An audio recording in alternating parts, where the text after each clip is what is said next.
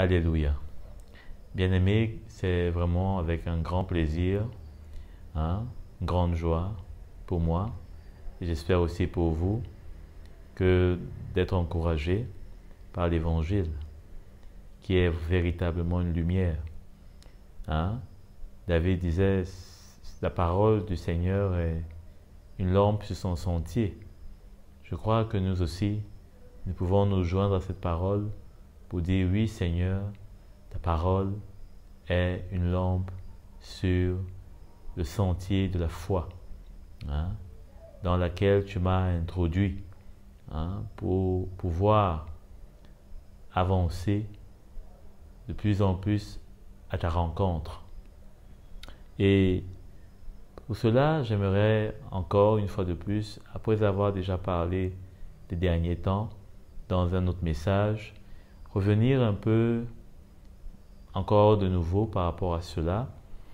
Et cette fois-ci, avec un autre aspect, notamment l'aspect de la perversion. La perversion dans les cœurs. La Bible nous en parle un peu, je dirais même beaucoup, parce que Jésus en a parlé, mais aussi les apôtres. La perversion est quelque chose qui doit véritablement être conscient, je dirais, dans notre esprit, parce que nous avons, je crois, faire face à cela de plus en plus. Que ce soit en nous-mêmes, que ce soit vis-à-vis des autres, la perversion est quelque chose qui va grandir beaucoup dans les cœurs. Et c'est un signe de l'apostasie, c'est-à-dire de l'abandon de la foi, du rejet de la foi, de l'opposition à la foi. La perversion va grandir dans les cœurs. Et il faudrait vraiment, n'est-ce pas, ne pas être livré à cela, peut-être sans savoir, sans prendre garde, et peut-être même subir des conséquences qui ne seraient nullement utiles pour nous, mais au contraire même désastreuses et décourageantes. Parce que, voyez-vous, la perversion dans le cœur de l'homme va être de plus en plus grandissante, et cela apporte des implications qui sont très néfastes. Alors, allons tout d'abord examiner ce que c'est que le méchant. Le méchant, qui est le méchant? Parce que, notamment dans le livre des Proverbes, il est abondamment repris ce mot, en opposition au juste. Le méchant, dans lequel, notamment, la perversion a une grande place, a une place forte, a une demeure établie. Et il y a beaucoup d'aspects, beaucoup de points qui ressortent à travers cela. Donc, déjà pour commencer avec le mot significatif du méchant, je dirais il y en a plusieurs. Il y en a plusieurs. Au gré de quelques recherches, j'en ai trouvé plusieurs. Déjà en grec, nous avons deux mots.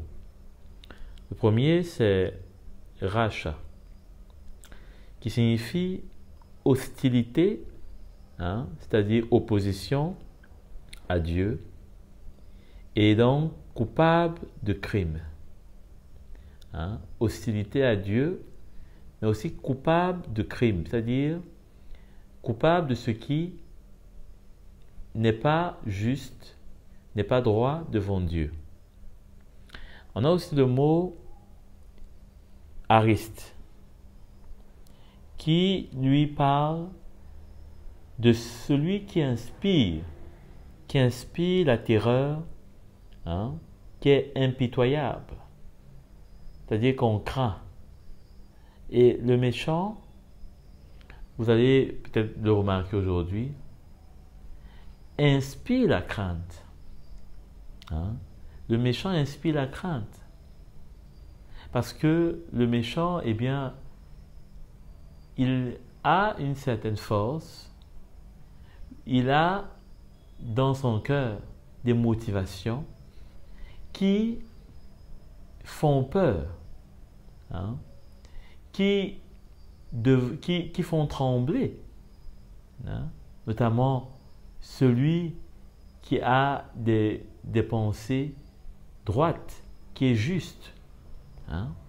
Et l'exemple ici qui me vient très rapidement, c'est Jézabel avec le prophète Élie, le grand prophète, mais qui a tremblé devant cette dame. Pourquoi? Simplement parce que elle était méchante. Elle avait des pensées qui étaient impitoyables et qui, pour l'homme, c'est-à-dire que pour un homme, quand je dis ici homme, ce n'est pas simplement le sexe, mais je veux dire la condition humaine. Hein? Pour quelqu'un, une personne, et de plus qui craignait Dieu et qui ne s'appuyait que sur Dieu et qui avait fait tous ces prodiges au travers de Dieu, hein, eh bien se retrouvait comme étant limité, dépassé par l'envergure de ce que cette dame projetait. Alors, aujourd'hui, le méchant, par exemple, a une capacité de nuisance. Hein? Généralement, on voit des personnes qui préfèrent ne pas parler, hein, à découvert, qui préfèrent que l'on puisse garder peut-être leur anonymat, etc. Parce que elles ont peur de ce qu'il pourrait avoir des répercussions. Hein. Elles ont peur, ça peut être leur patron, etc. Hein, les autorités sous lesquelles elles sont dépendantes, elles ont peur de dire certaines choses, hein, à visage découvert, etc. Parce que il peut s'avérer, et je ne dis pas que les autorités sont méchantes forcément, mais il faut bien comprendre que si la Bible parle des méchants, c'est qu'il y en a. Il y en a. Et ces caractéristiques permettent de voir effectivement qu'il y a des méchants. Hein? Mais ces méchants, d'emblée, je dois le préciser, ne sont pas que dans le monde. Hein? On voit aussi, hein, disons, leurs racines être et s'étendre même dans l'Église aujourd'hui. On voit aujourd'hui des hommes et des femmes qui, du point de vue de ce que la parole de Dieu montre, pourraient être qualifiés de méchants. Hein? De méchantes, ces personnes. Alors, d'abord, il faudrait remarquer que on ne peut pas dire qu'une personne est méchante forcément parce qu'elle n'a pas fait ce qu'on aimerait. Hein? Ce n'est pas quelque chose de subjectif. Hein? Ce n'est pas parce que quelqu'un nous a refusé un service qu'il est méchant. Donc, ça n'a rien à voir avec ce qu'on voudrait ou on ne voudrait pas. Mais une fois de plus, c'est par rapport à ce que la parole de Dieu nous montre.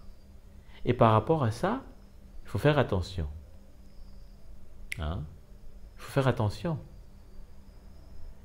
Je dois d'ailleurs remarquer que la parole de Dieu, qui est inspirée de Dieu, qui est remplie de sagesse, nous exhorte, à travers notamment l'apôtre Pierre, l'apôtre Paul, à respecter nos autorités.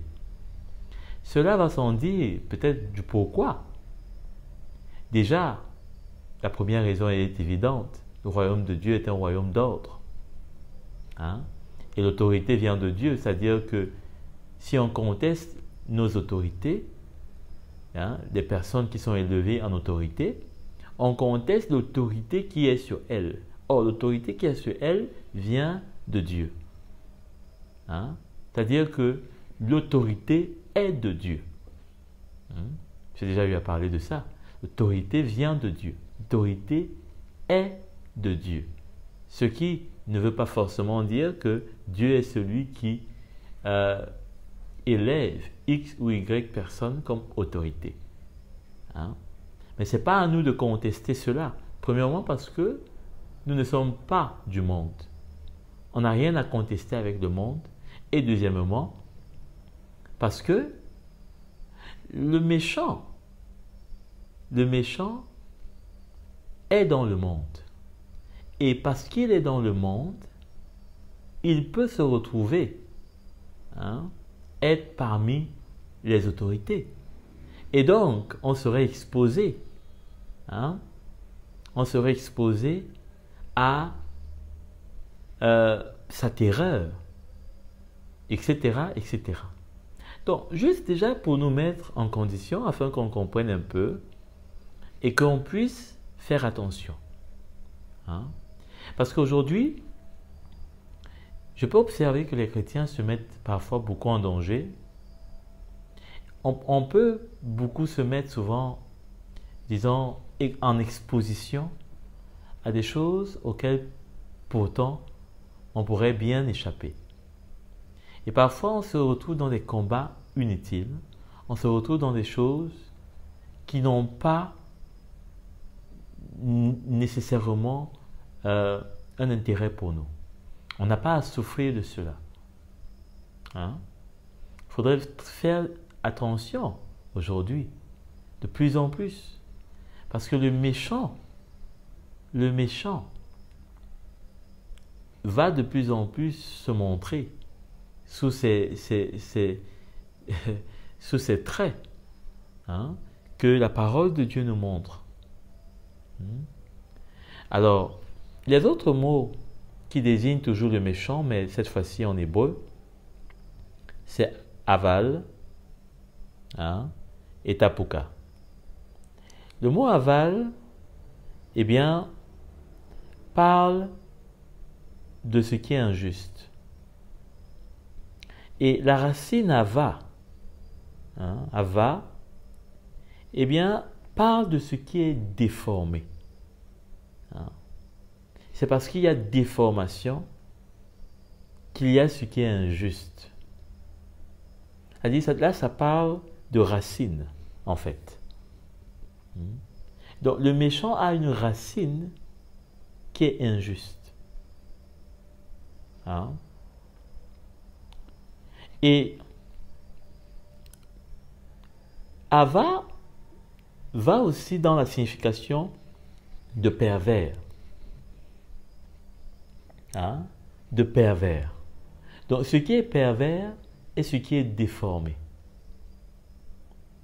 Ce qui est pervers est ce qui est déformé.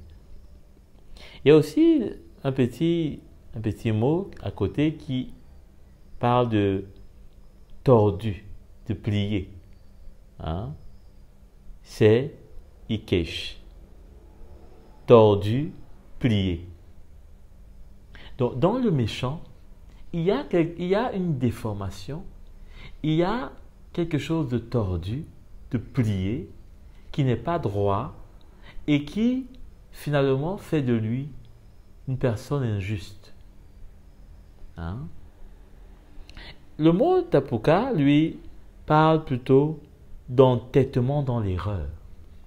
C'est-à-dire une personne qui fait ce qui est une erreur et elle est entêtée dans cette erreur.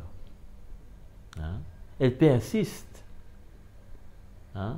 Le méchant, effectivement, a cette tendance. L'image qui me vient aussi là facilement, c'est le roi d'Égypte, hein, au temps du peuple juif qui est en esclavage. comment est-ce que son cœur s'est endurci? Et malgré tout ce que le Seigneur avait fait comme prodige, afin de faire céder ce roi, de laisser partir le peuple juif, eh bien, il n'a pas accepté. Il s'est entêté, il a persisté dans sa raison, dans sa volonté de garder le peuple juif en esclavage. Hein? Donc, on voit à travers ces quelques mots, eh bien, disons le substrat, hein, le fond de l'homme méchant. Hein? Il est entêté dans l'erreur, dans le mal, il est injuste parce qu'il est perverti, déformé, tordu dans son intérieur. Hein? Et il inspire la terreur aux autres et il est hostile à Dieu. Hein? Il fait ce qui est coupable devant Dieu. Voilà le méchant. Hein? Voilà le méchant. Alors, dans Matthieu, Jésus nous montre un peu une image. Hein? Matthieu 15, le verset 19. Pierre prit la parole et lui dit, « Explique-nous cette parabole. » Donc Jésus a donné une parabole. Hein? Jésus a donné une parabole. Et maintenant, Pierre demande l'explication. Jésus dit, « Vous aussi, vous êtes encore sans intelligence. Ne comprenez-vous pas encore que tout ce qui entre dans la bouche va dans le ventre, puis est évacué dans les toilettes, mais ce qui sort de la bouche vient du cœur, et c'est ce qui rend l'homme impur. En effet, c'est du cœur que viennent les mauvaises pensées, les meurtres, les adultères, hein, l'immoralité sexuelle, les vols, les faux témoignages, les calomnies. Hein. Voilà ce qui rend l'homme impur. Mais manger sans s'être lavé les mains, cela ne rend pas l'homme impur. Donc il dit qu'est-ce qui rend l'homme impur? C'est ce qui sort de son cœur. Or, nous avons vu qu'avec notamment l'homme méchant, eh bien, il a une racine dans son cœur qui est de nature à ne pas plaire à Dieu. Hein? Il y a une racine dans l'homme méchant qui ne plaît pas à Dieu. Alors dans 2 Timothée, l'apôtre Paul parle à Timothée et il lui dit ceci. Hein? Et c'est ce verset qui va notamment sous-tendre les développements que nous allons faire par la suite. Hein? Il dit, à partir du verset 2, « Car les hommes... Hein, à partir du verset 1 même déjà, il dit, « Sache que dans les derniers jours, il y aura des temps difficiles, car les hommes seront égoïstes. » Donc, les temps ne seront pas difficiles parce que, je ne sais pas moi, c'est simplement écrit. Hein. Ce n'est pas comme si le Seigneur nous souhaitait des temps difficiles. Non, les temps seront difficiles car, donc, la raison de cela, c'est que les hommes seront égoïstes. Donc, on voit les temps difficiles, nous tous, je crois que vous comme moi, vous pouvez vous rendre compte que les temps sont devenus difficiles. Hein? Il y a le chômage, il y a le sous-emploi, il y a les famines, il y a les guerres, il y a, je ne sais pas moi, les maladies, tout ceci. Donc, c'est un monde vraiment difficile. Hein? Tout est cher, tout est difficile d'accès. On a de moins en moins de moyens, de ressources, en tout cas pour la plus grande majorité. Mais tout ceci, il dit, car les hommes seront égoïstes. Hein? Déjà, on peut mettre ceci au placard, parce que nous allons y revenir plus en détail. Dans Romains, au chapitre 1, le verset 30, il est écrit, commençons d'ailleurs au verset 29. Ils sont remplis de toutes sortes d'injustices, d'immoralité sexuelle, de méchanceté, de soif de posséder et de mal. Leur être est plein d'envie, de meurtre, de querelles, de ruses, de fraude et de perversité. rapporteurs, ils sont aussi médisants, ennemis de Dieu, arrogants, orgueilleux, vantards, ingénieux pour faire le mal, rebelles à leurs parents, dépourvus d'intelligence, de loyauté, d'affection, ils sont irréconciliables, sans pitié. Hein? Donc, de quoi est-ce que l'apôtre Paul parle ici? Hein? De quoi est-ce qu'il parle? Hein? Il parle effectivement de ces hommes qui n'ont pas accepté de se tourner vers le Créateur, hein? Mais qui au contraire se sont tournés vers des choses que le Créateur a fait et ont pris cela en adoration au point où cela les a pervertis. Ils ont commencé à adorer ces choses et puis ils se sont retrouvés dans des choses du néant. Comme il est écrit dans Jérémie, ceux qui vont après les choses du néant deviennent eux-mêmes des choses, des néants. Hein? Parce que celui qui va se mettre à adorer, eh bien l'argent va se retrouver en train d'être esclave de l'argent. Et ce que cela va produire, eh bien ne seront que des choses du néant, c'est-à-dire des choses sans valeur, des choses qui ne sont pas dignes d'honneur. Hein? Donc, voilà déjà ici dans cet épître aux Romains, l'apôtre Paul en parle. Hein? L'apôtre Paul en parle. Et il dit que Dieu les a livrés à cela. Hein? Dieu les a livrés à cela.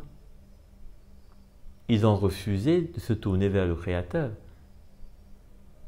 Donc, dans l'Épître aux Romains, l'apôtre Paul en parle de cette perversion dans laquelle ils sont livrés, mais aussi à Timothée, il lui rappelle que cette perversion, eh bien, va être de plus en plus grandissante, puisqu'il dit que dans les derniers temps, c'est pas comme si c'est tombé du ciel d'un coup sur les hommes, mais ça va progressivement. Ça va progressivement. Et c'est cela qui fait que dans les derniers temps, en allant progressivement, en s'accentuant, il y aura, n'est-ce pas, une perversion qui sera grandissante et qui va rendre l'existence des hommes plus difficile sur la terre. Allons aussi dans Galates au chapitre 5. Galates au chapitre 5, le verset 19. C'est écrit: les œuvres de la nature humaine sont évidentes. Ce sont l'adultère, l'immoralité sexuelle, l'impureté, la débauche, l'idolâtrie, la magie, les haines, les querelles, les jalousies, les colères, les rivalités, les divisions, les sectes, l'envie, les meurtres, l'ivrognerie, les excès de table et les choses semblables. Il dit: je vous préviens, comme je l'ai déjà fait. Bien sûr.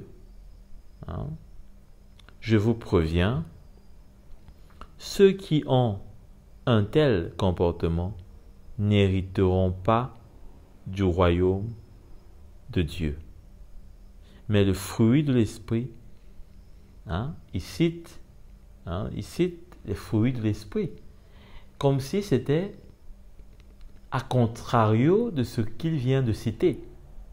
C'est-à-dire que, au lieu de porter ces fruits de la nature humaine, du vieil homme, de l'homme animal, de l'homme adamique,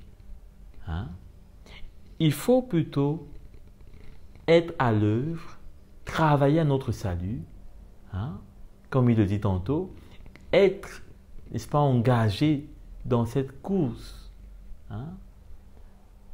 de la foi, où le Seigneur a nos vies entre ses mains, où nos vies sont sur l'autel et où il sème de sa parole dans nos vies, sur les terres de nos cœurs, et où du fruit peut grandir au milieu, n'est-ce pas, des épreuves, au milieu des bénédictions que le Seigneur nous donne, que ce soit dans nos vies, que ce soit dans les vies des autres, afin de pouvoir, n'est-ce pas, hériter le royaume qu'il a pour nous. Parce que le cas contraire, eh bien, on ne pourra pas hériter. C'est ce qu'il dit ici.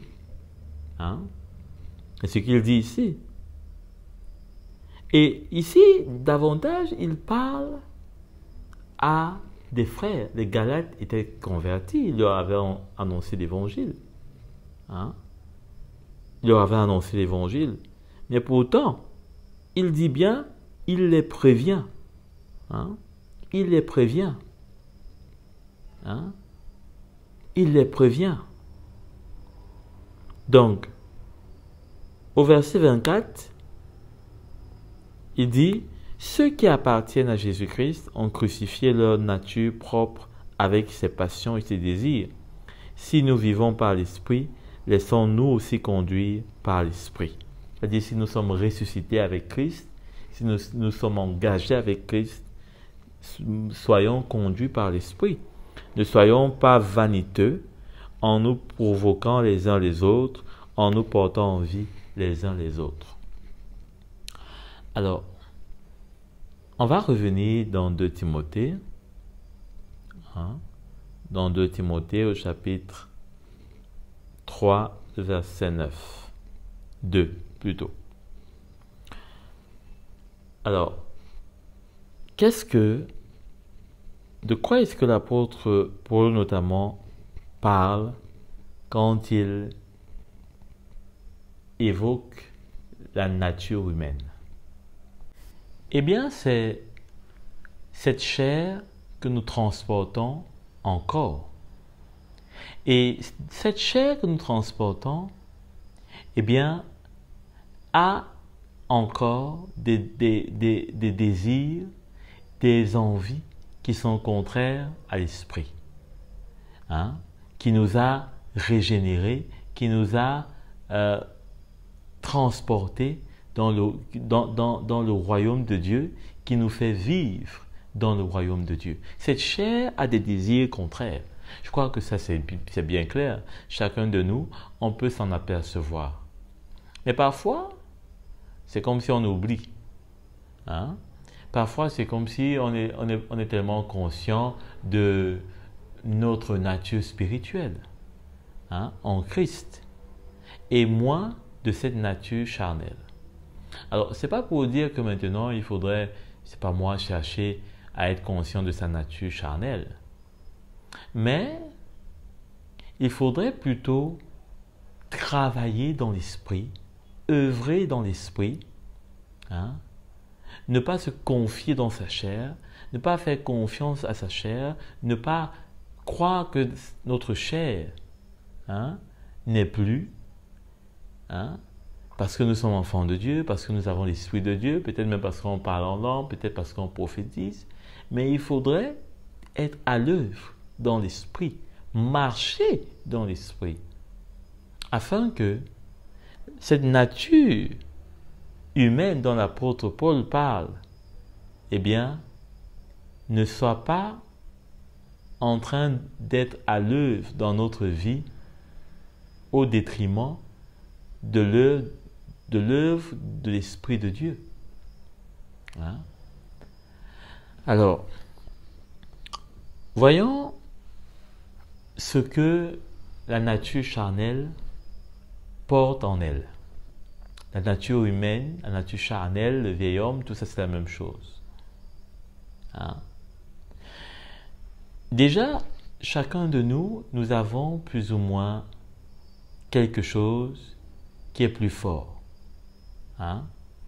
Qui est plus fort. Il y a certains, c'est des désirs qui sont en eux. Il y a d'autres, c'est des choses qui dominent, peut-être qui sont, disons, extérieures, qui sont dans le monde, mais qui dominent sur leur vie. Il y a d'autres, ce sont des envies, des choses intérieures qui dominent sur eux, etc. Donc, chacun, on laisse l'Esprit de Dieu de nous montrer, et chacun, je crois, peut connaître pour sa part. Hein? Qu'est-ce qui, dans sa nature charnelle, dans sa nature humaine, eh bien, a plus de force? Hein? Qu'est-ce qui a plus de force? Et peut-être, on peut ne pas voir très clairement. Hein? On peut peut-être ne pas savoir. Mais je crois que l'Esprit de Dieu, qui a le ministère de nous convaincre de péché, de justice et de jugement, peut nous montrer, peut nous aider à voir nous-mêmes là où la chair, hein, la nature de la chair est encore présente. Hein? Et nous pouvons voir à travers cela que la nature de la chair, eh bien, ne cesse pas tant que nous ne sommes pas à l'œuvre pour marcher dans l'esprit afin que ces œuvres à elles ne puissent pas se présenter au jour. Hein?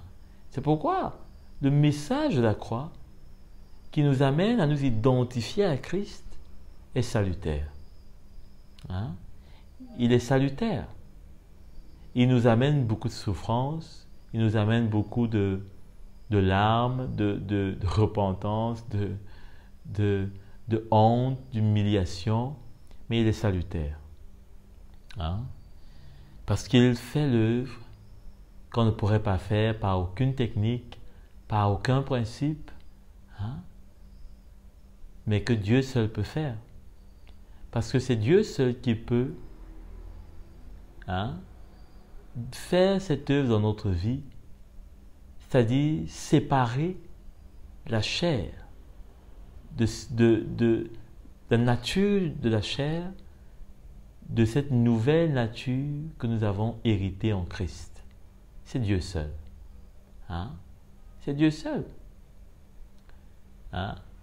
Parce que qui a la force de séparer, par exemple, son âme de son corps, de son esprit? Qui a la force?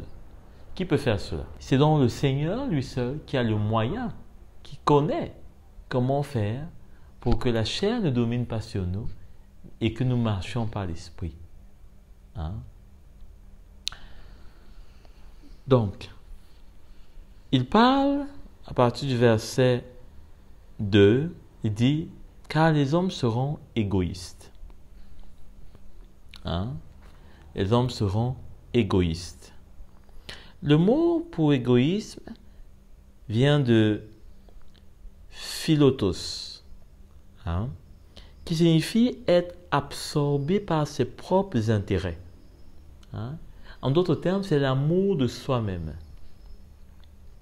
C'est l'amour de soi-même. Allons dans Philippiens, hein, pour voir ce que l'apôtre Paul dit à ce sujet. Philippiens au chapitre 2, verset 4. Il dit que chacun de vous, au lieu de regarder à ses propres intérêts, regarde aussi à ceux des autres.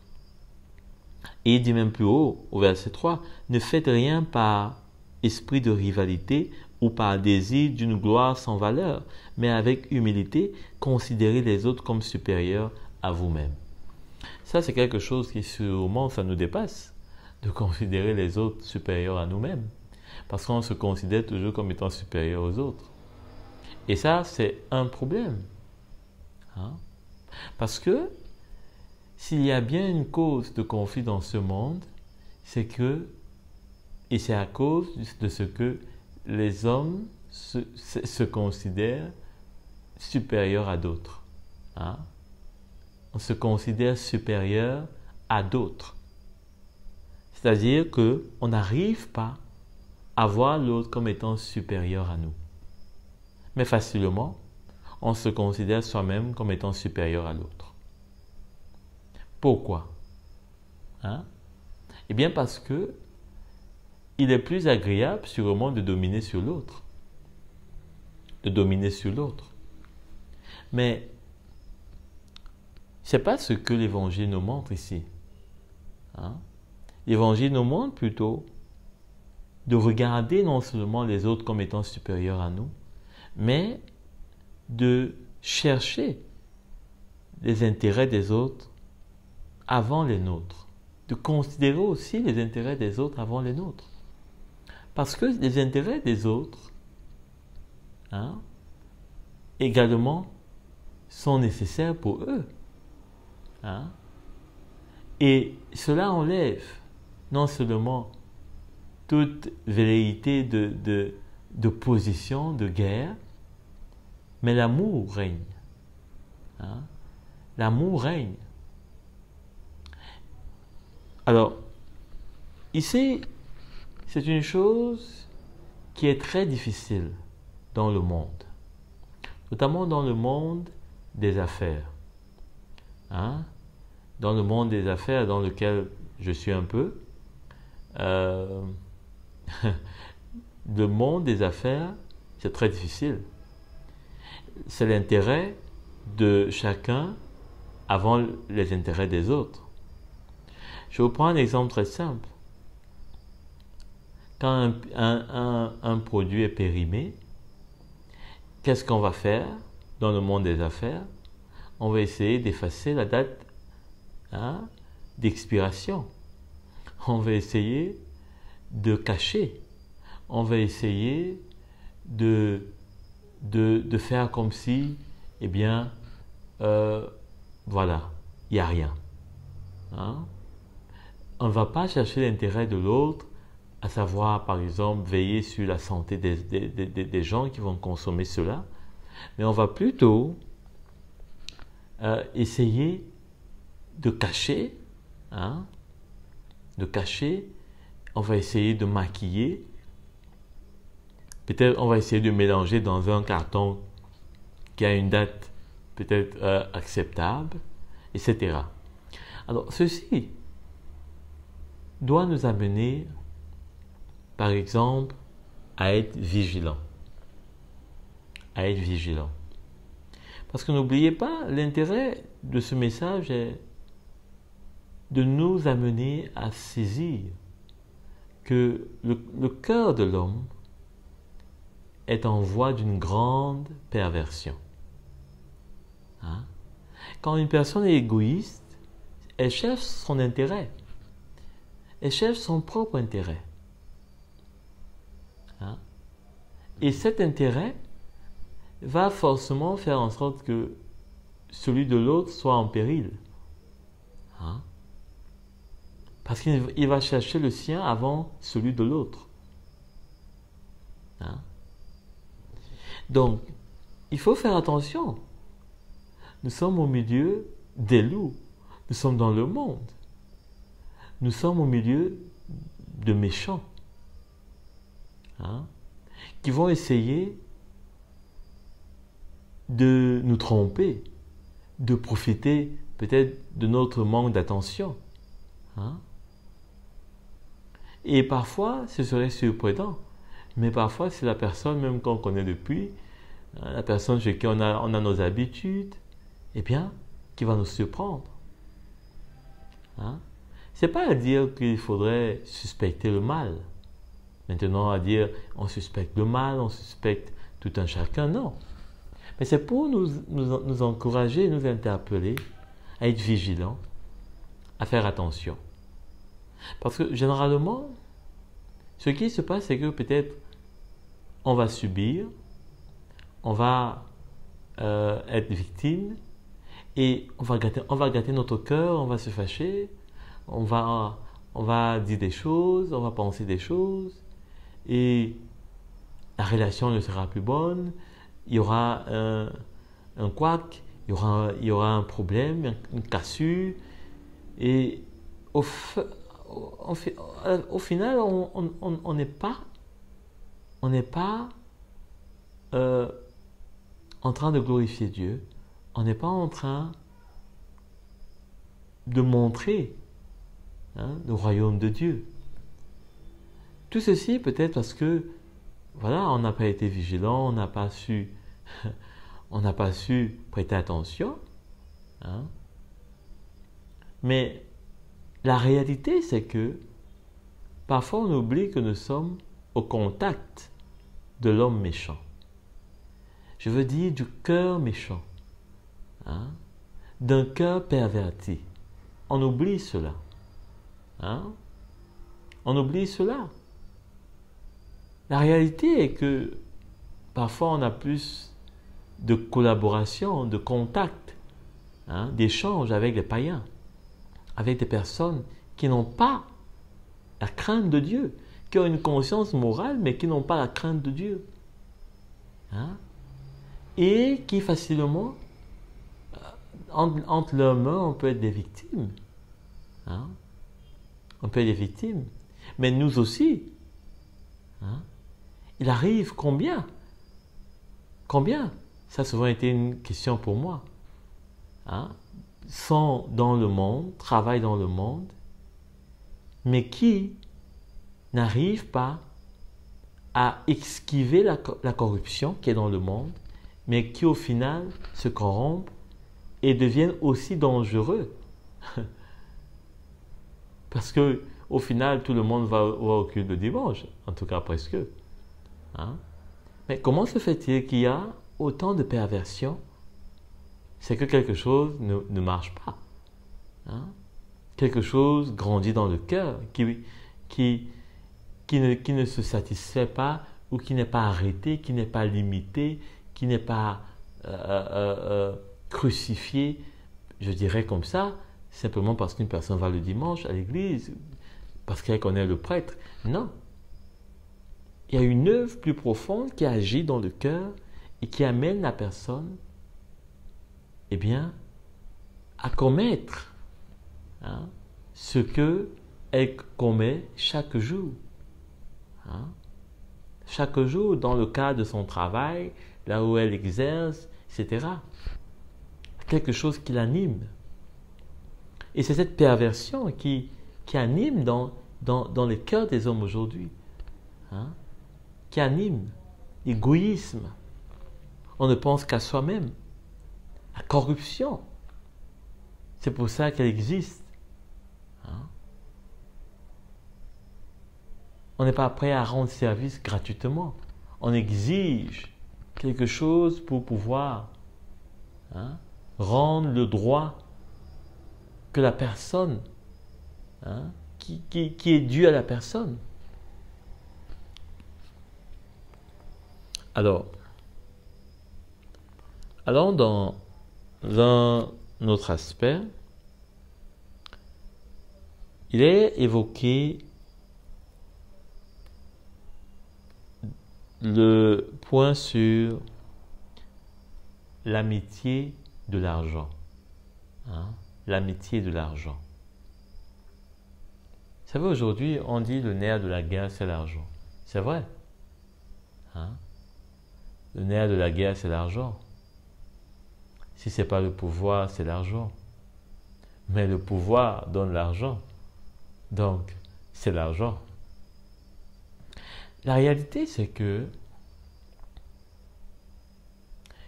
effectivement, beaucoup sont amis de l'argent. Dans l'Église, aujourd'hui, on voit l'amitié de l'argent. C'est ceux qui ont l'argent qui sont élevés. C'est ceux qui ont de l'argent qui sont même presque écoutés dans l'Église. Alors dans le monde, c'est encore plus grave. Quand on a de l'argent, on a non seulement à disposition tout ce qu'on veut, mais aussi on a à disposition tout ce qu'on ne voulait même pas. Parce que l'argent attire un grand nombre de choses. L'argent attire un grand nombre de choses.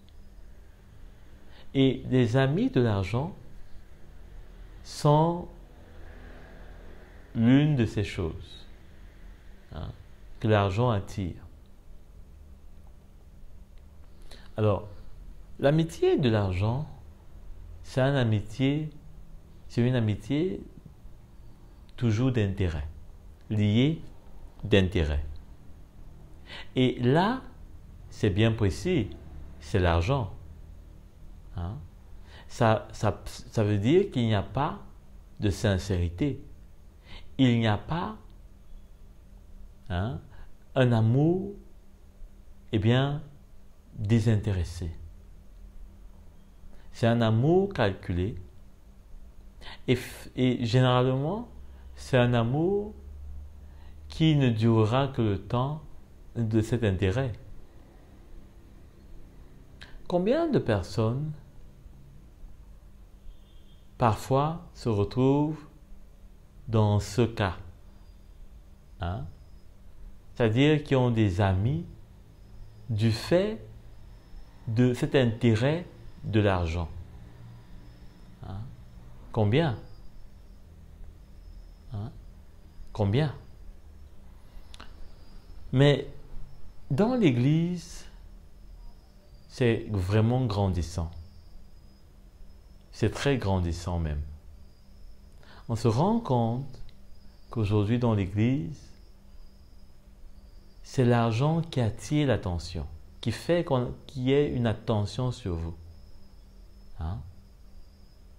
Aujourd'hui, il y a des pasteurs qui font des prières en fonction de l'argent que vous donnez. On vous promet une prière prophétique, une prière apostolique, etc. Hein? Donc, aujourd'hui, l'argent, pénètre l'Église. Et à travers cela, se tissent des amitiés, des relations. Hein? Et c'est comme ça que, par ce moyen de l'amitié, de l'argent, il y a toutes sortes de déformations. Hein? Il y a toutes sortes de déformations parce que celui pour qui on se lie d'amitié à cause de l'argent va finalement être sous l'influence aussi de celui qui se rapproche de lui. Et celui même qui se rapproche de cette personne sera également sous son influence. Donc il y a une influence mutuelle.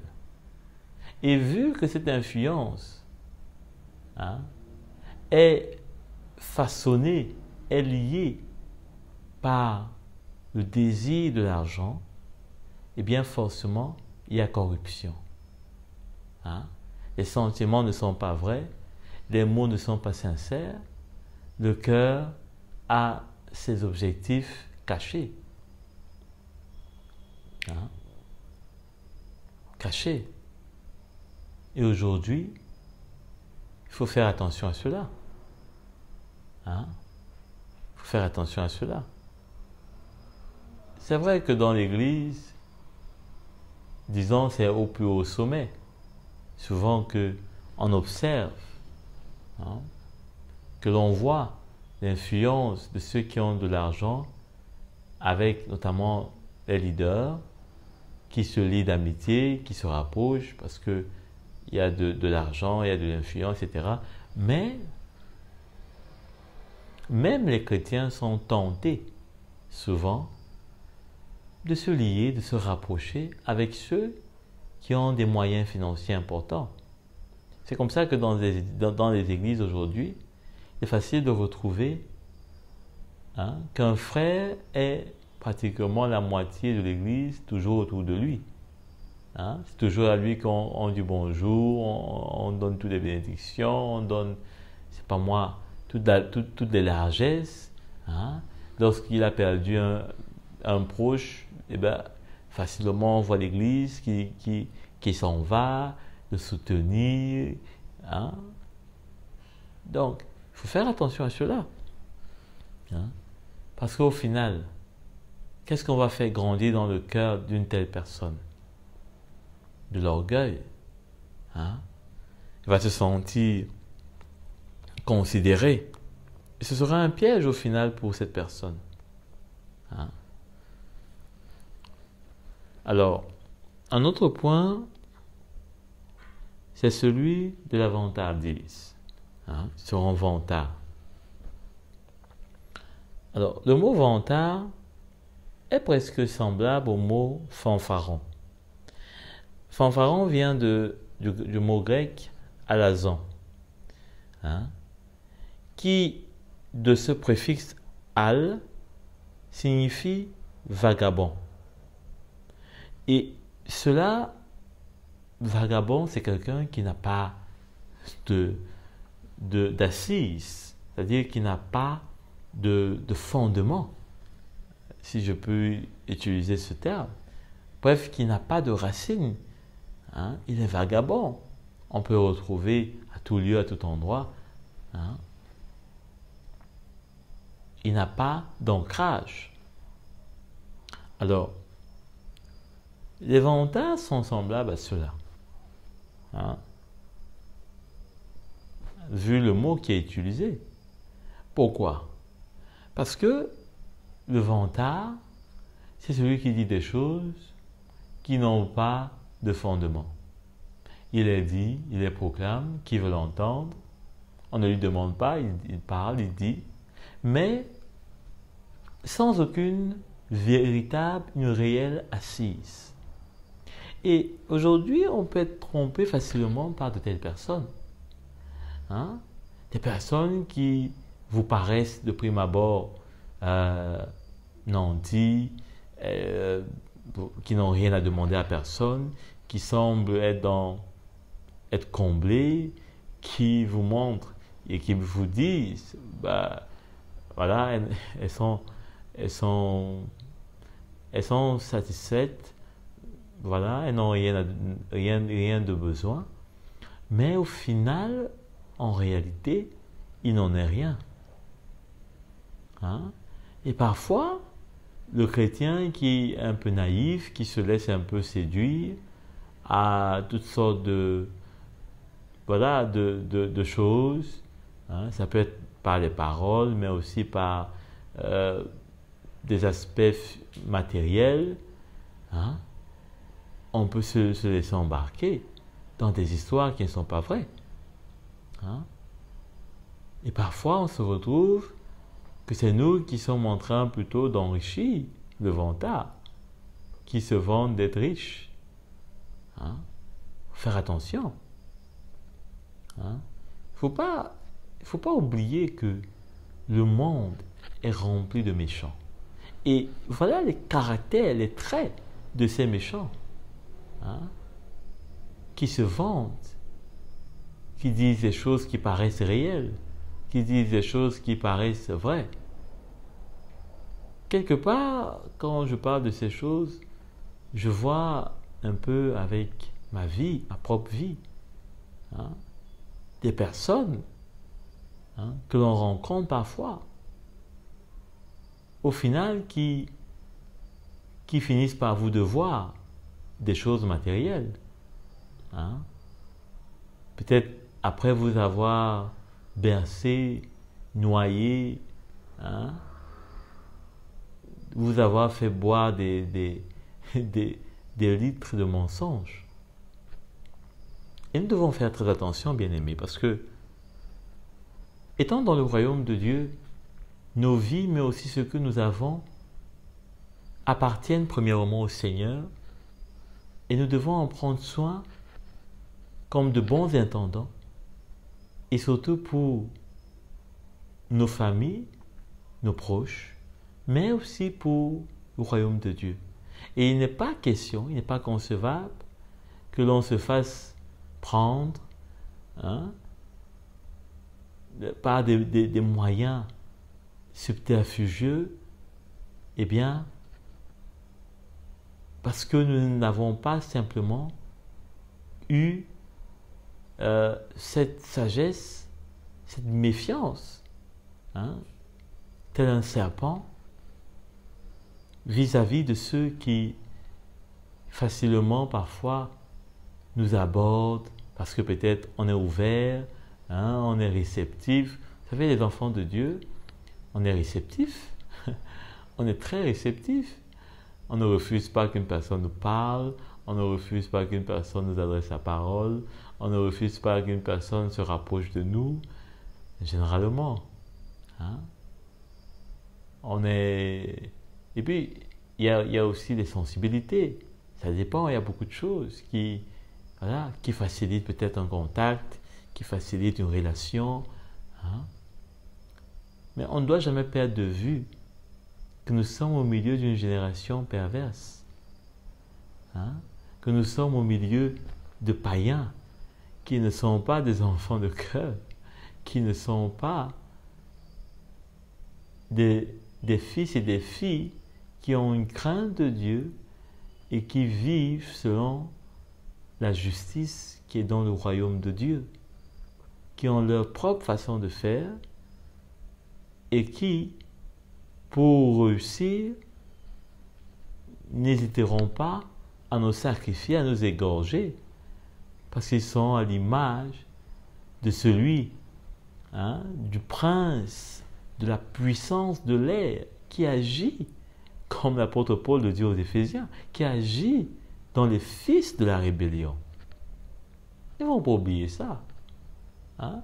Le prince de la puissance de l'air, c'est-à-dire celui qui insuffle à la chair de l'homme, celui qui œuvre, hein, pour que l'homme puisse, n'est-ce pas, agir selon les voies perverses.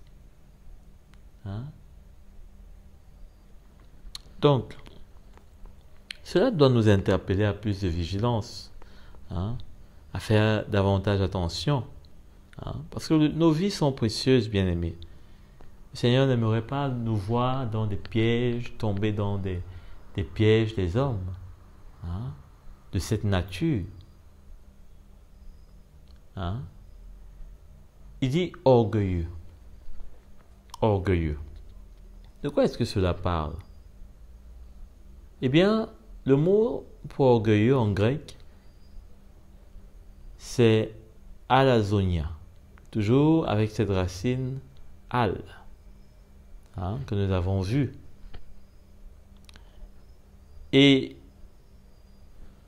pour ce trait particulier, hein, que nous tous, nous pouvons, il faut le reconnaître, nous pouvons avoir d'une certaine manière ou d'une autre, hein, traduit, croire dans sa propre puissance. C'est-à-dire qu'on croit dans notre propre puissance, hein, alazonia. Hein? On croit dans sa propre puissance. Et pourquoi? Parce qu'effectivement, l'orgueil nous amène à nous voir comme étant quelque chose, et pourtant, nous ne sommes rien. Hein? Nous ne sommes qu'une vapeur, hein, qui est pour peu de temps. Donc, nous avons besoin d'avoir plutôt des sentiments humbles. Hein? Humbles de nous-mêmes. De ne pas nous voir comme étant des hommes et des femmes qui sont quelque chose par eux-mêmes, mais plutôt de nous voir comme étant quelque chose par Christ et en Christ. C'est lui qui a fait de nous des choses, je dirais, des personnes qui sont respectables, qui sont enviables, hein, qui sont dignes, hein, de respect, parce que la vie que le Seigneur nous a donnée est une vie honorable, c'est une vie glorieuse, c'est une vie extraordinaire. Hein? Quand on voit la vie qui est dans le monde, la vie que le Seigneur nous donne, elle est merveilleuse. Elle nous met à l'abri des dangers. Elle nous cache de l'action dévorante de l'ennemi. Hein? Et donc, on devrait se voir en Christ, seulement en lui. Hein? On ne devrait pas se voir autrement, quoi que nous soyons, quoi que nous avons, hein? D'où que nous venions, hein? Quels que soient nos ancêtres, quel que soit notre passé glorieux, nos coutumes, etc. Non, on ne devrait pas se voir à travers cela. On devrait se voir à travers cette nouvelle naissance que Christ nous a donnée dans la lumière, nous faisant passer des ténèbres à sa gloire. Amen. Allons aussi voir un autre aspect, c'est celui du blasphème. Il dit que les gens seront blasphémateurs. Le mot pour cela est blasphémos, qui signifie insulter, hein, être abusif. Et pour cela, allons lire deux textes. D'abord dans Luc au chapitre 12, le verset 10. Toute personne qui aura blasphémé contre le Saint-Esprit, le pardon ne lui sera pas accordé. Hein? Plutôt, toute personne qui dira une parole contre le Fils de l'homme, cela lui sera pardonné. Mais celui qui aura blasphémé contre le Saint-Esprit, le pardon ne lui sera pas accordé. Hein? Ça parle de quoi? Ça parle de ce que nous devons faire attention quand nous marchons, hein, étant sauvés, étant libérés de l'emprise, de la domination du péché. Hein? Parce que quand il parle ici, c'est Jésus qui parle, il dit « Toute personne qui dira une parole contre le Fils de l'homme, cela lui sera pardonné. » Hein? Ici, en l'occurrence, il peut s'agir de païens qui ne connaissent pas le Seigneur, qui n'ont pas la crainte de Dieu, qui n'ont pas reçu, hein, son invitation au salut, ou qui n'ont pas répondu à son appel, et qui peuvent dire des choses incroyables. Hein. Mais, quant à ceux qui blasphèment contre le Saint-Esprit, Jésus dit que ce pardon ne sera pas accordé. Allons voir dans Hébreux, pour mieux comprendre, Hébreux, chapitre 6, le verset 4. En effet, ceux qui ont été une fois éclairés, qui ont goûté aux dons célestes, qui ont eu part au Saint-Esprit, voyez, hein, ils ont eu part au Saint-Esprit, qui ont goûté à la bonne parole de Dieu et aux puissances du monde à venir, hein, c'est-à-dire qui ont reçu l'espérance, hein, et toute la gloire de Dieu qui sera manifestée dans les temps à venir. Il dit, et qui pourtant sont tombés, il est impossible de les amener une nouvelle fois à changer d'attitude, puisqu'ils crucifient à nouveau pour eux-mêmes le Fils de Dieu et le déshonorent publiquement. Hein? Lorsqu'une terre arrosée de pluie fréquente, hein, produit des plantes utiles à ceux pour qui elle est cultivée, elle reçoit de Dieu sa part de bénédiction.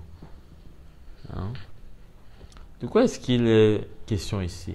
Il est question de ceux qui, consciemment, après avoir été sauvés, après avoir reçu l'Esprit de Dieu, eh bien, se laissent aller, hein, dans leur propre perversion. Et là, la Bible nous dit que il n'est plus possible de les ramener au sang de Christ parce que eux-mêmes l'ont régné, hein, étant justifiés et ayant déjà reçu l'Esprit, hein, en se laissant aller dans leur perversion, eux-mêmes renient le Seigneur. Hein. Ça ne parle pas juste de personnes qui ont failli, mais ça parle de personnes qui ont renié et qui renient le Seigneur, hein, malgré qu'ils ont l'Esprit de Dieu et que l'Esprit de Dieu les témoigne dans leur cœur. C'est cela que le Seigneur dit que, eh bien, ce blasphème contre le Saint-Esprit, hein, ne sera pas pardonné. Donc, l'Esprit de Dieu qui est là pour nous convaincre de péché, de justice et de jugement, eh bien, peut et nous montrera toujours ce qui est juste devant Dieu. Et c'est à nous de nous ranger avec ce qu'il nous montre. Hein? C'est à nous de nous ranger avec ce qu'il nous montre. Parce que si on persiste dans la voie contraire, on renie le Seigneur, hein? On se met à faire et à dire ce qui n'est plus du Seigneur, ce que l'Esprit de Dieu ne nous témoigne pas comme étant juste, et on est en train de nous condamner nous-mêmes, puisque le sang de Christ ne pourrait être disponible pour nous pardonner, alors qu'on demeure aussi entêté, aussi éloigné, hein, de ce que le Seigneur pourtant nous témoigne. Allons aussi dans dans un autre aspect, il est question de ceux qui sont rebelles à leurs parents. Sur ce point, j'aimerais juste me focaliser sur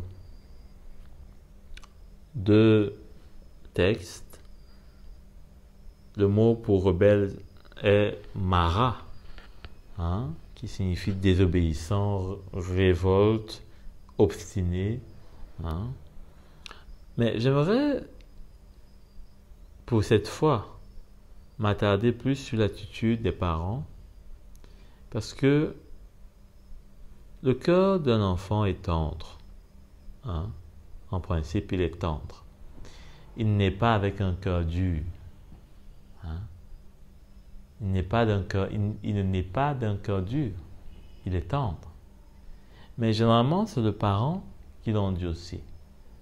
Peut-être parce qu'il est légaliste, il ne fait pas ressentir son cœur. Hein, et c'est là que l'enfant s'endurcit. Or, si on fait ressentir notre cœur, si on partage notre cœur, si notre cœur est le point d'échange, est comme notre bouche avec laquelle on échange d'un cœur à cœur avec nos enfants, eh bien, il est fort possible que nos enfants ou que vos enfants ne soient pas rebelles. Parce que ce qu'on peut observer aujourd'hui, c'est que les parents veulent transmettre des choses, mais pas de cœur à cœur. Hein? On veut transmettre à travers une répétition, à travers des avertissements, à travers des mises en garde, à travers beaucoup de choses qui peuvent, à la longue, avec le temps notamment, quand par exemple les enfants traversent des moments, prenons un cas comme la puberté, où les enfants se sentent autonomes, où ils se sentent libres, ou de pouvoir faire toutes sortes de choses, eh bien, ça peut être un moment de libertinage qui amène l'enfant à s'envoler vers d'autres nids, hein, et de s'endurcir, et pourtant, nous aurions pu les empêcher parce que avec notre cœur, ils auraient ressenti qu'on les aime et qu'on veut leur bonheur. Bien sûr, le monde fait tout pour attirer les jeunes vers lui, pour les détruire. Mais je crois que le cœur d'un père peut faire la différence, peut faire la résistance d'avec ce que le monde essaie de proposer aux enfants. Parce que le monde n'a pas le cœur que Dieu a donné aux parents. Le monde est superficiel. Dans le monde, on va vous parler de beauté. On ne va jamais vous dire qu'est-ce que ça coûte. Qu'est-ce que ça coûte? Par exemple, vous voyez des stars à la télé, mais qu'est-ce que ça leur coûte d'être ce que l'on voit à la télé? Donc, le monde va cacher des choses qui ne sont pas très jolies, mais va essayer de nous faire vivre ce qui n'est pas réel, ce qui n'est pas juste, ce qui s'avance sur le sentier de la mort.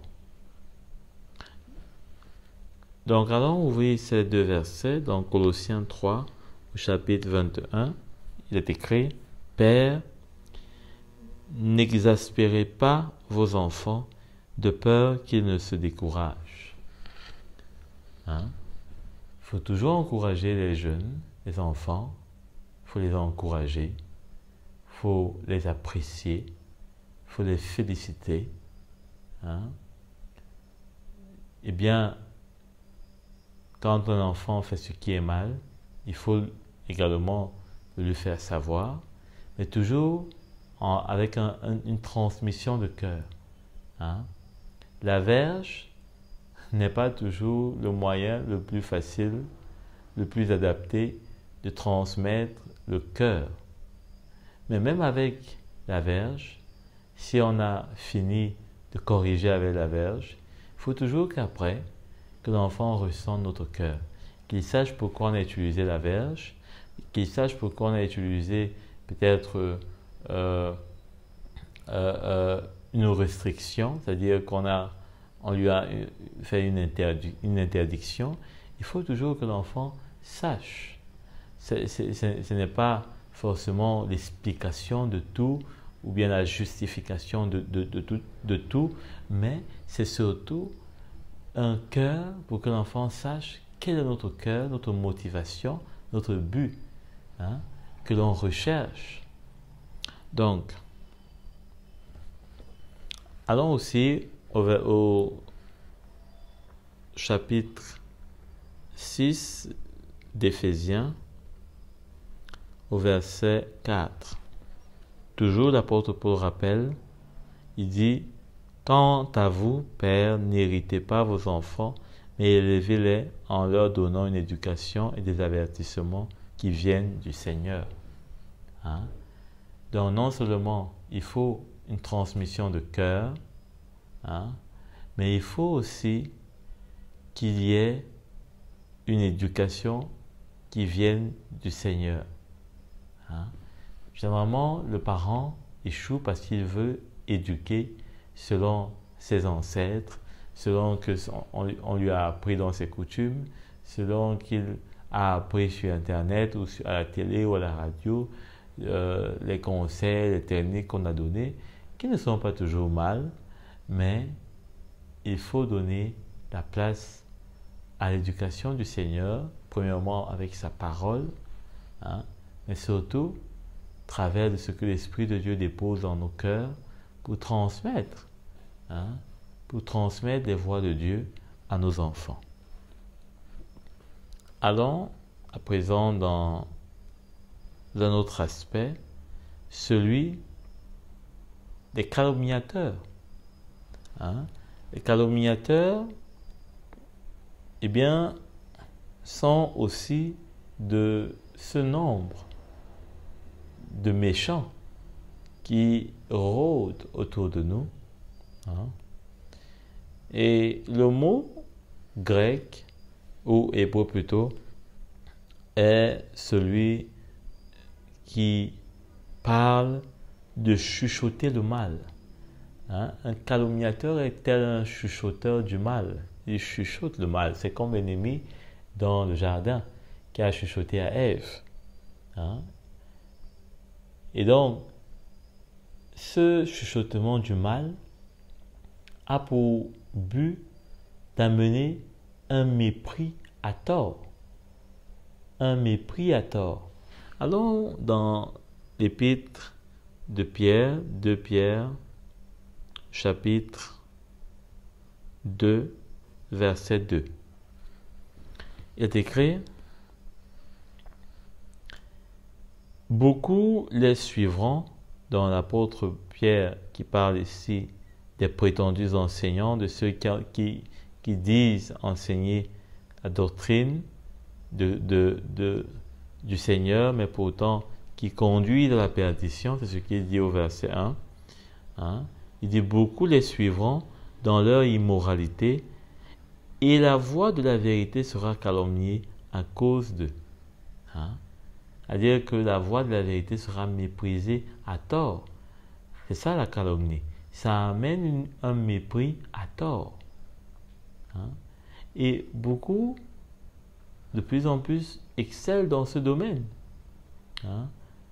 C'est notamment sur les réseaux sociaux que l'on voit cela le plus. Hein? On amène des gens à calomnier, hein? Sans même être sûr de ce qui est dit, de ce qui est exact. Déjà, tout vite, on a fait un commentaire, tout vite, on a dit quelque chose, hein, dont on n'a même pas la teneur. Hein. Il faut éviter les calomniateurs, parce qu'ils vont vous amener à mépriser à tort, hein, à prendre des positions à tort. Hein. Il y a aussi, à côté de ces calomniateurs, les violents.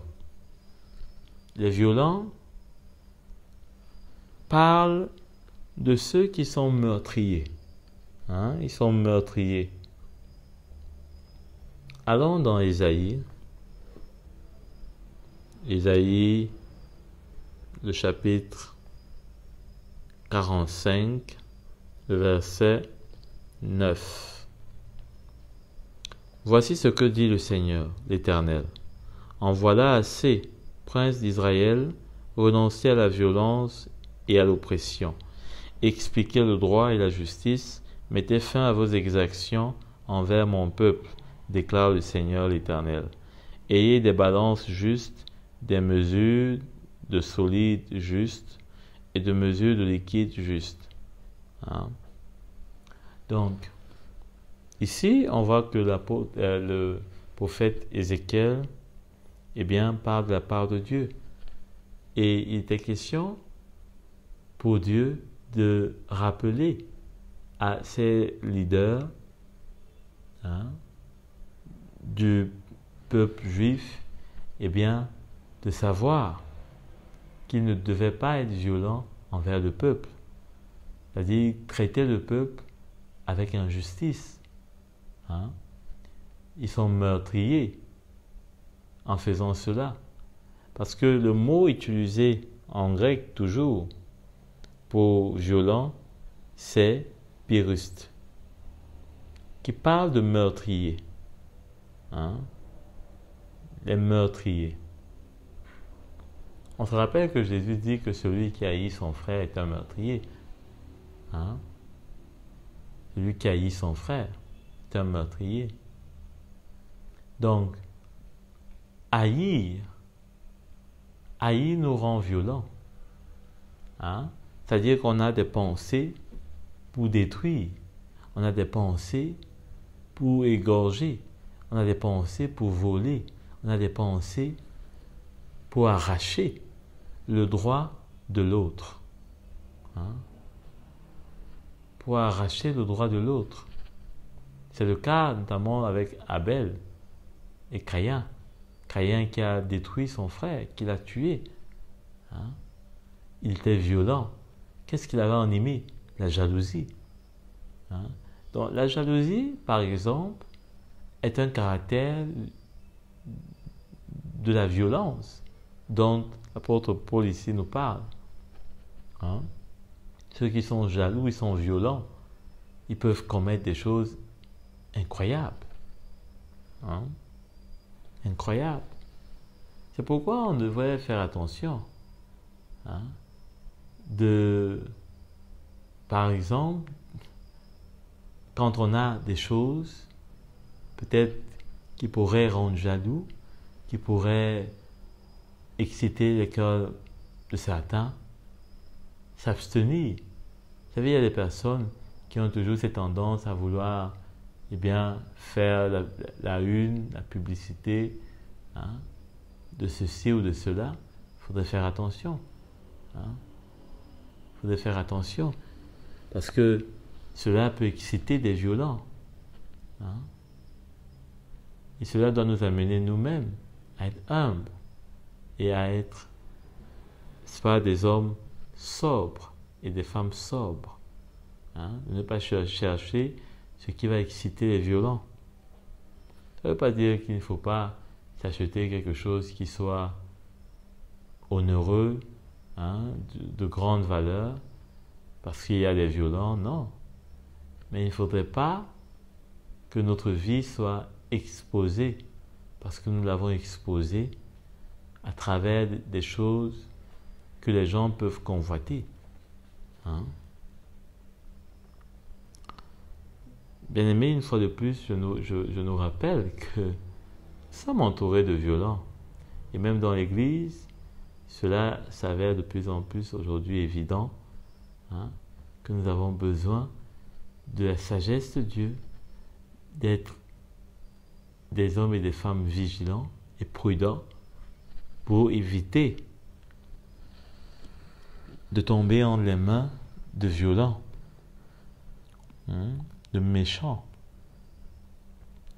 Notre point aussi, toujours dans cet aspect des violents, il y a Luc au chapitre 3, le verset 14. Il dit, des soldats aussi lui demandèrent, et nous, que devons-nous faire? Il leur répondit, ne commettez ni extorsion, ni tort envers personne, et contentez-vous de votre solde. Hein? Donc, les violents sont ceux qui vont avoir un esprit de non-contentement, hein, ils ne se contentent pas, mais ils vont chercher ce qui n'est pas pour eux. Alors, un autre point, c'est à propos des insensibles. Ce mot vient du grec tapash, qui signifie grossier, entre autres. Grossier, donc, qui veut dire pas de honte, hein, choqueur, hein, ni de peur. Pas de honte, ni de peur, choqueur. Et je crois que ça nous montre un peu ce à quoi on a souvent droit, notamment dans nos échanges avec les gens, ou bien ce qu'on entend même dans la rue, ce qu'on voit même à la télé. Les gens sont à la limite choqueurs. Hein? On dit des phrases, on dit des mots grossiers, des choses qui sont honteuses, des choses qui ne sont pas dignes. Hein? On n'a pas peur. Hein? On est comme si on a anesthésié, hein, à l'écho de ces mots ou de ces phrases. Ça me rappelle d'ailleurs un monsieur qui, après avoir conduit un passager, est arrivé à destination et le passager lui dit c'est pas ma destination ici. Et le monsieur lui dit, si madame c'est votre destination, vous allez me payer. Elle a voulu résister et il lui dit, si vous ne me payez pas, je vous assure euh, je couche ma mère cette nuit-ci si vous ne me payez pas. Eh bien, moi j'étais de loin, mais j'étais les yeux en haut, la bouche ouverte. Hein? Donc, pour une course, je dirais pour un déplacement euh, qui fait l'objet d'une discussion, d'une altercation, un monsieur déclare si vous ne me payez pas, pour montrer vraiment comment il était courroucé et déterminé, il dit je vais coucher ma mère cette nuit si vous ne me payez pas. Imaginez-vous une insensibilité euh, qui montre peut-être pour cette personne sa détermination, mais en fait qui révèle hein, combien il est prêt même à faire couler du sang parce que il n'est pas payé comme il le veut. Donc, on voit même des mots aujourd'hui qui sont dits par des plus petits, par des grands, et qui ne sont pas mesurés. Hein. On n'a pas peur de choquer, on n'a pas peur de, de créer dans l'environnement peut-être voilà une, un sentiment de honte. On n'a pas de sentiment de honte. Hein. Oh, et cela est grandissant. Hein, des choses qu'on entend de plus en plus, que les gens déclarent, que les gens n'hésitent pas à dire. Hein. Donc, il faut faire très attention à cela, parce que, eh bien, le méchant, pour lui, c'est comme une respiration. Il n'hésite pas à insulter, il n'hésite pas à dire des choses honteuses. Mais nous, on ne devrait pas en rire ou on ne devrait pas répéter cela parce que généralement la tendance c'est que c'est comme si c'était une communion qui était donnée, à dire qu'une personne se met à répéter un mot et puis ça va dans toutes les bouches, hein, comme les microbes. Donc nous devons faire attention à cela, ne pas nous laisser aller en toutes sortes de phrases, de mots, voilà, de choses qui sont familières à ceux qui sont dans le monde. Parce que là, ça crée une confusion. Et n'oublions pas que de notre bouche doit sortir la bénédiction, ce qui est honorable à Dieu, et pas le contraire. Alors il y a aussi ceux qui sont ingrats. Hein? L'ingratitude vient du mot grec akaristos, donc qui signifie déplaisant, hein, déplaisant, et qui se distingue à l'opposé de l'action de grâce. Parce que celui qui est ingrat, il n'est pas reconnaissant, mais il est plutôt dans la négation, c'est-à-dire il nie en quelque sorte par ses œuvres, par ses actes, il nie tout bien qui lui a été fait. Or, il est important d'être reconnaissant parce que la reconnaissance eh bien, va susciter, va créer dans celui qui reçoit cette reconnaissance-là eh bien, une joie. Vous savez que la Bible nous dit qu'il y a plus de joie à donner qu'à recevoir. Or, quand on prive celui qui nous a fait du bien de notre reconnaissance, c'est vrai que Dieu lui donne la joie en lui-même pour ce qu'il a fait. Mais c'est pas parce que Dieu lui donne cette joie que nous, on n'a plus besoin de lui donner la joie. De savoir que l'acte qu'il avait fait, qu'il avait posé, on l'a comptabilisé, on en est reconnaissant. Il nous a marqué et que nous sommes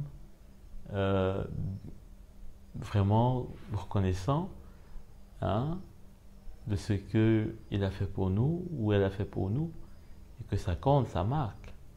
Donc cette joie-là, hein, on doit également donner cela à la personne qui nous a fait du bien, qui nous a montré un bien, etc. Donc, on ne peut pas être ingrat parce que l'ingratitude n'est pas en Dieu. Hein? L'ingratitude n'est pas dans le Seigneur. Le Seigneur, eh bien, lui, il connaît nous faire du bien. Pas parce qu'il attend du bien en retour, mais parce qu'il sait que ce bien, nous en avons besoin. Et la seule chose que nous pouvons faire en retour, c'est de lui dire merci. Hein? Il ne demande rien d'autre.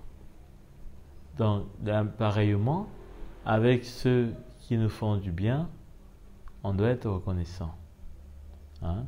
Si déjà ceux qui nous font du mal, on n'a pas besoin de leur rendre le mal par le mal, mais au moins ceux qui nous font du bien, on peut leur être reconnaissant. Hein? On peut leur être reconnaissant. D'ailleurs, qu'il arrive même souvent qu'une personne fasse quelque chose qui ne soit pas de prime abord un bien pour nous, mais qui plus tard se révèle avoir été un bien pour nous. Hein?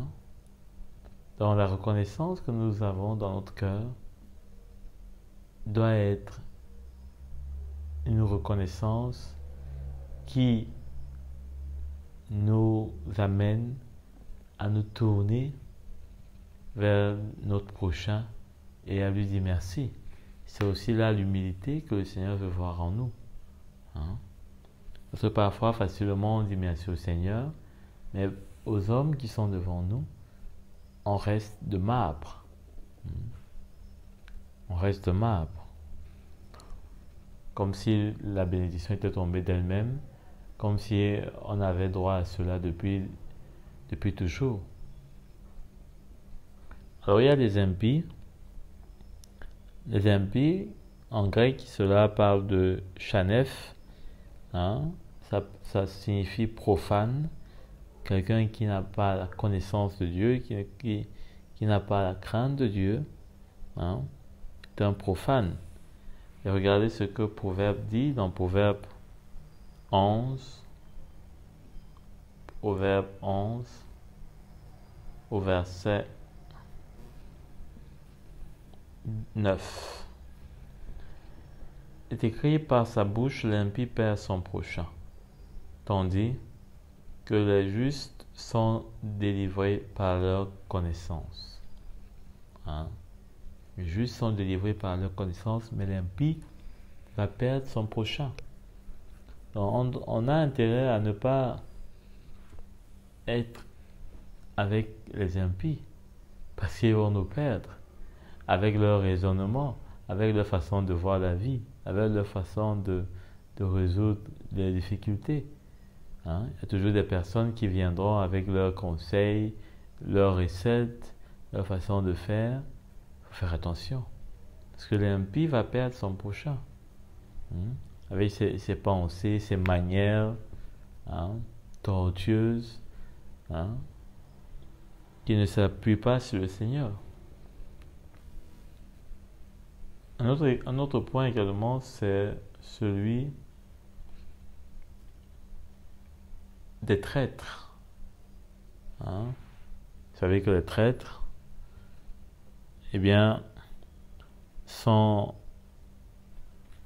toujours de ceux-là qui ont comme deux maîtres. Hein? Ils ont comme deux maîtres. On ne sait pas exactement quel est leur vrai maître, puisque il semble donner l'impression qu'ils ont qu'ils sont fidèles à un, mais pourtant ils en ont deux. Et donc finalement, ils n'ont pas une fidélité pour un seul maître. Ils sont déloyaux, hein, ça parle d'une déloyauté, de personnes déguisées, hein, infidèles.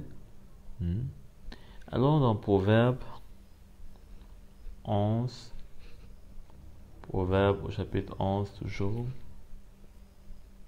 le verset 3. Il dit, l'intégrité des hommes droits est leur guide, mais les tromperies des traîtres causent leur ruine. Donc les traîtres auront toujours pour fin la ruine, parce que l'intégrité des hommes droits est leur guide. Donc il est mieux d'être intègre, parce que cette intégrité sera votre guide, que d'être un traître pour finir dans la ruine. On a aussi les cruels. Les cruels sont ceux qui ont des sentiments destructeurs. Ceux qui, jour et nuit, cherchent comment détruire leur prochain. Dans Proverbe, au chapitre 12, il est dit au verset 10, « Le juste connaît bien son bétail. » Au chapitre 10, oui. « Le juste connaît bien son bétail, mais le cœur des méchants est cruel. » Le cœur des méchants est cruel.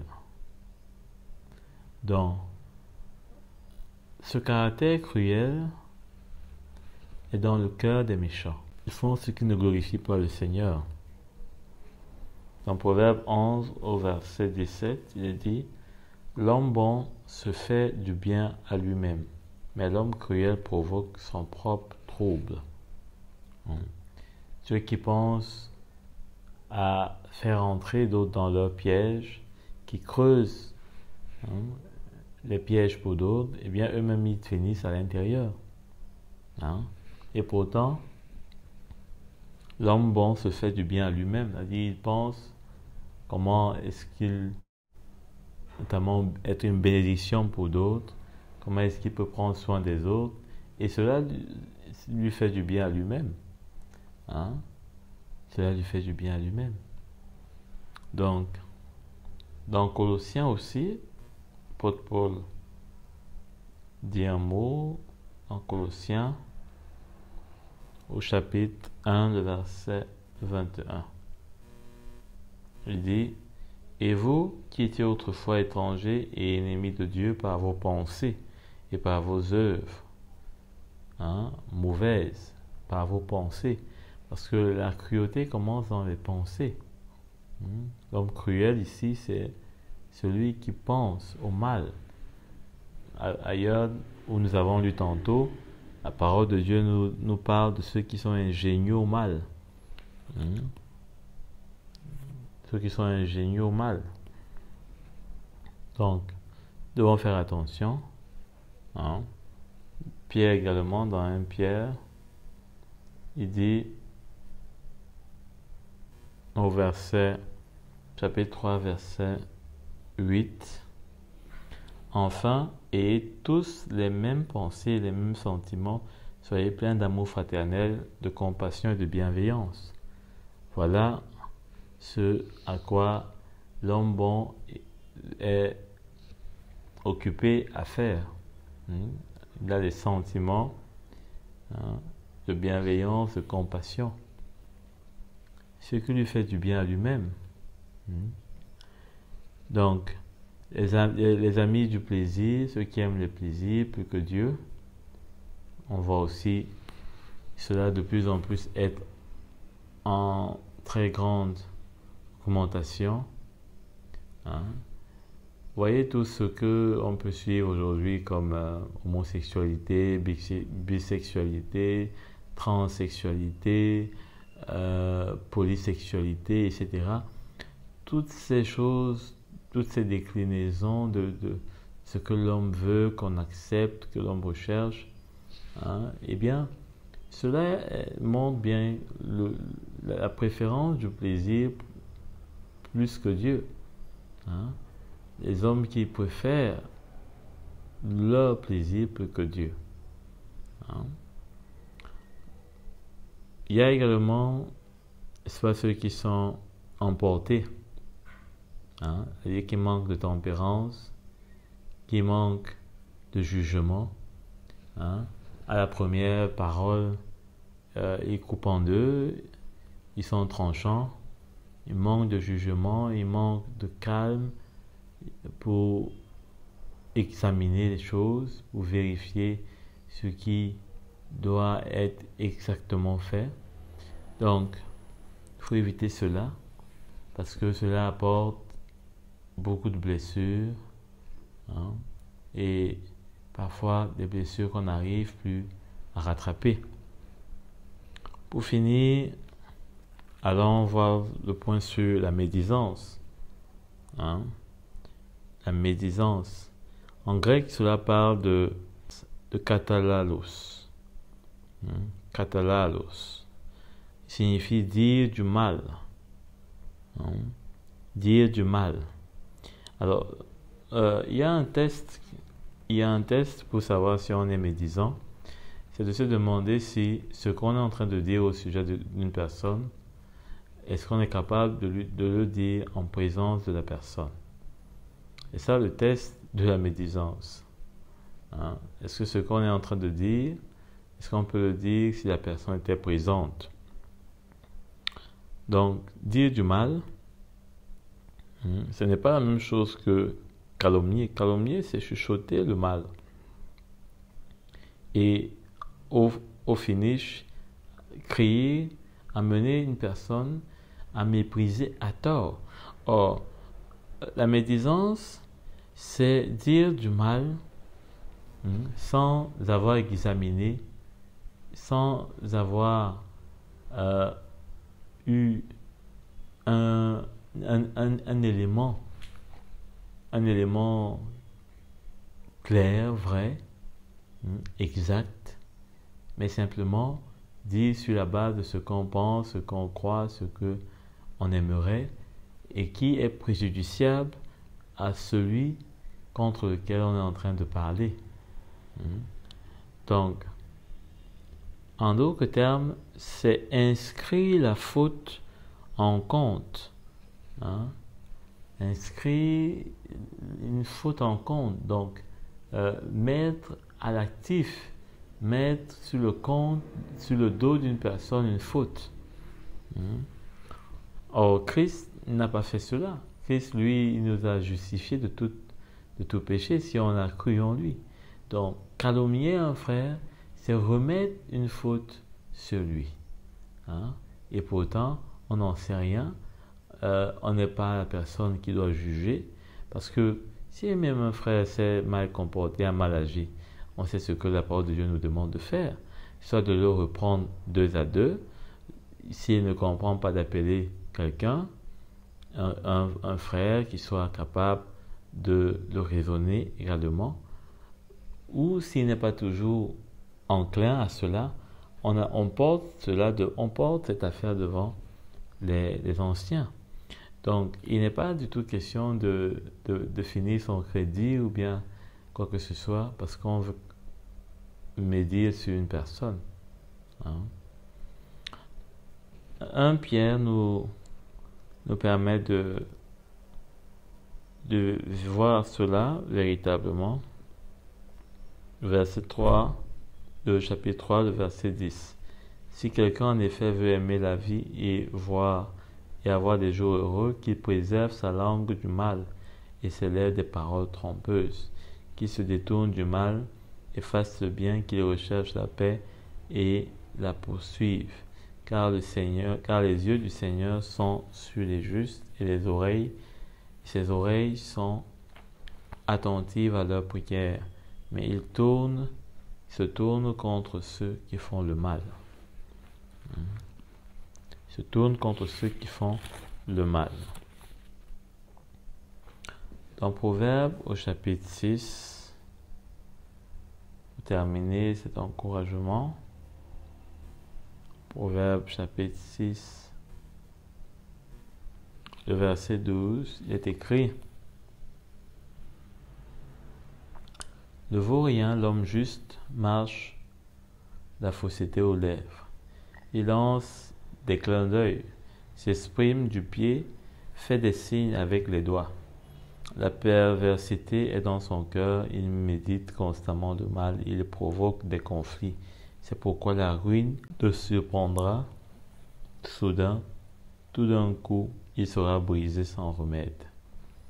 Donc ici, la parole de Dieu nous montre ce que c'est qu'un homme double. Il fait les signes de doigts, il lance des clins d'œil, il s'exprime du pied. Vous savez, de cette façon, parfois, quand on veut faire, pour tricher, pour amener une personne à faire notre volonté. Il a dit au verset 16, il y a 6 choses que l'Éternel déteste, et même 7 dont il a horreur: les yeux hautains, la langue menteuse, les mains qui versent le sang innocent, le cœur qui médite les projets injustes, les pieds qui se dépêchent de courir au mal, le faux témoin qui dit des mensonges et celui qui provoque des conflits entre frères. Donc la liste, elle est là, des choses que le Seigneur déteste par-dessus, et cela est bien normal. Tout ceci n'est pas du royaume de Dieu. Ceux qui se dépêchent pour aller accomplir le mal, le faux témoin, celui qui provoque des conflits entre frères, c'est-à-dire qui cogne les têtes, celui qui verse le sang innocent, celui qui a les yeux hautains, celui qui a le cœur qui médite des mauvais projets. Donc, nous devons faire attention à cela, parce que le Seigneur, quand il dit qu'il a ces choses en horreur, il ne joue pas, il ne s'amuse pas. Donc, dans Psaume au chapitre 11, verset 4, il est dit: L'Éternel est dans son saint temple, l'Éternel a son trône dans le ciel. Ses yeux regardent, il examine les hommes. L'Éternel examine le juste. Il déteste le méchant et celui qui aime la violence. Donc l'Éternel examine le juste, il nous examine nous tous. Il nous examine nous tous, vous comme moi, et nous devons nous retrouver purs et sans tache. Dans le chapitre 15 de Psaume, au verset 1, il est dit: l'Éternel qui séjourne dans ta tente. Éternel qui séjourne dans ta tente, qui demeure sur ta montagne sainte. Celui qui marche dans l'intégrité pratique la justice et dit ce qu'il pense vraiment. Il ne calomnie pas avec sa langue. Il ne fait pas de mal à son semblable. Ça sont des choses qui nous font parfois défaut. On ne dit pas ce qu'on pense vraiment. Ça ne veut pas dire que tout ce qu'on pense, on doit le dire. L'Esprit de Dieu doit nous aider à juger de ce qui est utile, ce qui est nécessaire, ce qui est édifiant. Mais attention de dire une chose et de penser le contraire en soi-même. Donc, pourquoi la Bible nous dit: il ne calomnie pas avec sa langue. Il ne fait pas le mal à son semblable et il ne jette pas le déshonneur sur son prochain. C'est-à-dire, on ne cherche pas à humilier l'autre. On s'humilie soi-même, pas l'autre. Il regarde avec répulsion l'homme au comportement méprisable, mais il honore ceux qui craignent l'Éternel. Il ne se rétracte pas s'il fait un serment à son préjudice, c'est-à-dire qu'il ne revient pas sur sa parole, même si cela lui coûte. Il n'exige pas d'intérêt de son argent et il n'accepte pas de don contre l'innocent. Celui qui se conduit ainsi ne sera jamais troublé. Il ne sera jamais ébranlé. Donc ça, c'est une promesse du Seigneur. Nous voyons aujourd'hui comment le monde est ébranlé. L'économie, là où les hommes mettaient leur assurance, leur sécurité, mais ici le Seigneur nous promet de ne jamais être ébranlés. Si nous marchons tel qu'il le dit ici, le portrait du juste. Hein? Et cela est merveilleux parce que nous sommes tellement si fragiles, si faibles. Et si le Seigneur nous promet de nous garder debout sans que l'on ne soit ébranlé, alors même que tout est ébranlé, hein, mais que dans nos cœurs, alors que nous n'avons plus de force nulle part, mais que le Seigneur soit notre soutien. Amen. Allons à nouveau lire dans Galates les fruits de l'esprit, parce que c'est ça qui fait la différence avec tout ce que nous venons de voir de la nature humaine. Hein? De la nature humaine, il dit au verset 22, Galates 5, mais le fruit de l'esprit, c'est l'amour, la joie, la paix, la patience, la bonté, la bienveillance, la foi, la douceur, la maîtrise de soi. Contre de telles attitudes, il n'y a pas de loi. D'autre terme, le Seigneur ne condamne pas, parce que c'est la loi qui condamnait. Ce qui n'était pas droit devant Dieu. Donc ici, le Seigneur n'est pas contre celui qui porte ces choses. Hein? Donc c'est comme ce que nous avons lu dans Psaume, au chapitre 15. Eh bien, cela, nous avons de l'autre côté, hein, la nature de Christ, hein, qui s'oppose à la nature adamique. Nous avons là deux natures. Hein, que ce soit ce que nous avons lu dans Psaume 15, que ce soit ce que nous lisons ici dans Galates 5, deux natures qui s'opposent avec ce que nous avons lu dans 2 Timothée 3. Allons aussi voir ce que Pierre dit, hein, ce que Pierre dit concernant 2 Pierre,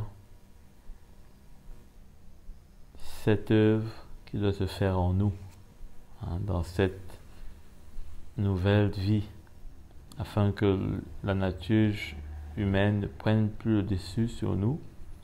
Il dit au verset 9, « Quant à celui qui ne possède pas ces qualités, il est aveuglé par sa myopie, hein, c'est-à-dire il ne voit pas, il oublie qu'il a été purifié de ses anciens péchés.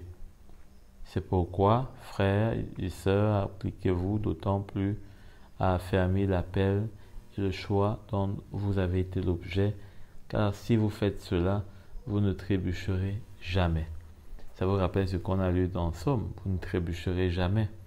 Et de quoi est-ce qu'avant l'apôtre Pierre parle? Il dit au verset, prenons comme ça 5, il dit, pour cette raison même, faites tous vos efforts afin d'ajouter à votre foi la qualité morale, à la qualité morale la connaissance, à la connaissance la maîtrise de soi, à la maîtrise de soi la persévérance, à la persévérance la piété, à la piété l'amour fraternel, à l'amitié fraternelle, pardon, hein, et à cette amitié fraternelle l'amour.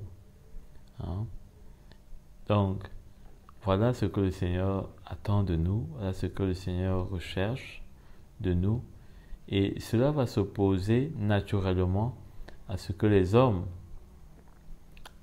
impies, les hommes méchants dans le monde auront dans leur cœur, et sans avoir besoin de lutter avec eux ou bien d'avoir dans notre cœur comme une haine, comme une suspicion, comme une crainte, hein, nous aurons ces fruits qui vont s'opposer, qui vont nous aider, qui vont nous permettre de faire face à ces hommes méchants et à résister à leur pouvoir, à leurs œuvres. Hein. C'est pourquoi ce combat n'est pas un combat charnel, mais c'est un combat spirituel. Hein? C'est un combat spirituel. C'est pourquoi d'ailleurs l'apôtre Paul dit, n'est-ce pas, que les armes qu'il utilise, ce sont des armes spirituelles. Hein? Ce ne sont pas des armes charnelles. Parce que là, à travers ces fruits, nous avons, n'est-ce pas, de quoi nous opposer et même glorifier Dieu dans nos vies, hein, contre ce qui est comme une vague de perversion qui va frapper le monde et frappe déjà de plus en plus. Donc, on va s'arrêter là pour cet encouragement et j'espère vous retrouver bientôt.